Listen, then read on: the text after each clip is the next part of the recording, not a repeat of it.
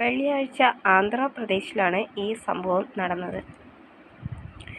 Oil and natural corporation ജീവനക്കാരനായ 37 വയസ്സുള്ള യുവാവ് തൻ്റെ 2 ആൺമക്കളെ പഠിക്കാൻ വളരെ മോശമായതിനാൽ ബക്കറ്റിൽ വെള്ളം നിറച്ച് അതിൽ മുക്കിക്കൊല്ലുകയായിരുന്നു ചെയ്തത്. ഭാര്യ വീട്ടിൽ ഇല്ലായിരുന്നു. തൻ്റെ മക്കൾ പഠിക്കാൻ വളരെ പുറകിലാണ്. അപ്പോഴേക്കും പഠിക്കാത്ത മക്കൾ നാളെ സമൂഹത്തിൽ അവരുടെ ജീവിതം വളരെ ബുദ്ധിമുട്ടുള്ളതാകും എന്ന ചിന്ത കൊണ്ടാണ് ഇയാൾ കുഞ്ഞുങ്ങളെ വെള്ളത്തിൽ മുക്കിക്കൊന്നത്. ഭാര്യ വീട്ടിലേക്ക് വന്ന സമയത്ത് കുഞ്ഞുങ്ങൾ ബക്കറ്റിനുള്ളിൽ മരിച്ചു കിടക്കുന്നതും തുടർന്ന് അവരുടെ ഭർത്താവ് മരിക്കുകയും ചെയ്തു.